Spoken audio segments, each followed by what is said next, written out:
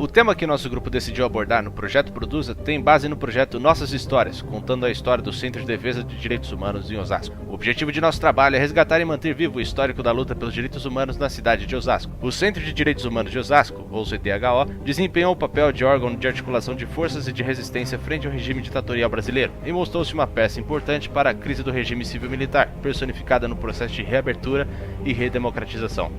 Mas, afinal de contas, o que é direitos humanos?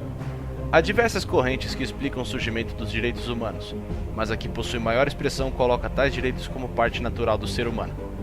Entretanto, há também uma concepção de que tais direitos são resultados de fenômenos políticos e sociais, em grande parte pelas lutas e revoluções das sociedades modernas e burguesas.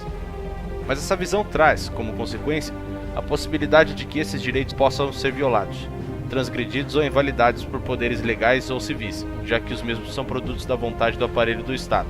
Essa pauta dos direitos humanos atingiu o espaço internacional e alcançou diversas nações apenas no ano 1948, por meio da aprovação da Declaração Universal dos Direitos Humanos, que foi responsável por tornar os direitos humanos universais, pois transcendem os limites estatais. Todavia, tais direitos precisam ser reafirmados constantemente, já que está inserido em um ambiente conflituoso e anárquico que é o sistema internacional. Antes do golpe civil-militar, os direitos humanos não faziam parte dos discursos políticos. As questões que recebiam maior atenção, até aquele momento, estavam na esfera trabalhista e eram baseadas no projeto desenvolvimentista, iniciado por Getúlio Vargas em 1930 e terminado em 1964 no governo de João Goulart. O golpe que colocou de pé a ditadura civil-militar modificou a situação descrita anteriormente, já que foi implementado um forte aparelho repressivo e uma política que beneficiava os grandes empresários em detrimento do restante da população que teve seus direitos econômicos, políticos e sociais violados. Foi nesse contexto de forte repressão que a pauta dos direitos humanos foi inserida no Brasil. No começo da década de 1970, com a primeira crise do petróleo em 1973, grande parte do mundo sofreu com um período de recessão econômica, durante o qual os investimentos estrangeiros no Brasil foram reduzidos, o crescimento econômico decaiu ao passo que os juros e a inflação aumentaram.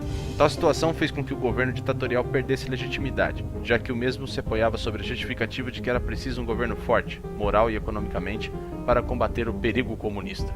E, como consequência, a oposição se fortaleceu. Por essa razão, é no início dos anos 70 que surgem as primeiras organizações de direitos humanos com foco em denunciar o tratamento dado pelo Estado brasileiro à população. Em 1975 foi discutido pela primeira vez a criação do Centro de Direitos Humanos de Osasco, durante o Encontro Nacional de Justiça e Não Violência Ativa. Dessa forma, baseado nas ideias antiditatoriais e buscando combater a repressão instaurada a partir de 1964, o Centro de Defesa dos Direitos Humanos de Osasco foi criado apenas em 1977, com imenso apoio da comunidade civil, trabalhadores e setores da Igreja Católica, principalmente a Pastoral Operária e a Pastoral dos Direitos Humanos, na zona oeste da região metropolitana de São Paulo.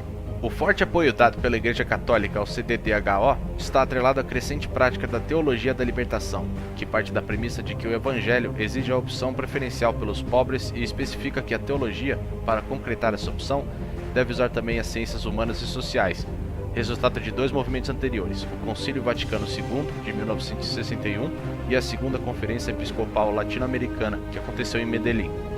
Nesse sentido, a Igreja Católica mostrou-se mais receptiva em relação às ideias sociais. Durante seu período de atuação, o Centro de Defesa de Direitos Humanos de Osasco não abordou unicamente os direitos humanos, mas os utilizou em ações de outros movimentos e demandas populares, como por exemplo o direito à moradia, luta contra o desemprego, movimento sindical, luta pela reforma agrária. Tudo isso era para garantir que a luta fosse construída junto com o poder popular e a serviço deste. O Centro de Defesa dos Direitos Humanos atuava a partir de denúncias de violações dos direitos humanos e era composto por plantonistas, advogados, voluntários da comunidade e secretários executivos. Os plantonistas eram classificados como permanentes da comunidade, e suas funções eram as de realizar triagem e orientação dos casos que chegavam até o Centro de Defesa, e no caso dos plantonistas da comunidade ou de bairro, realizar relatórios periódicos de violação dos direitos humanos através da coleta de informações diretamente dos bairros de Osasco, além de reuniões e palestras com o intuito de promover o direito à vida digna. Não podemos, também, deixar de ressaltar a relevância do jornal Passo a Passo, que preconizava as conquistas dos movimentos sociais empreendidas na região e denunciava algumas violações aos direitos humanos. A partir do início da queda do regime militar, o foco deixou de ser única e exclusivamente o oferecimento de uma base para a organização dos movimentos sociais. Isso pois, com a redemocratização, tais movimentos passaram a ser autogerenciáveis. As atividades do centro só foram finalizadas no ano de 1997. Contudo, grande parte de seus ex-integrantes continuaram a lutar e militar pela questão dos direitos humanos.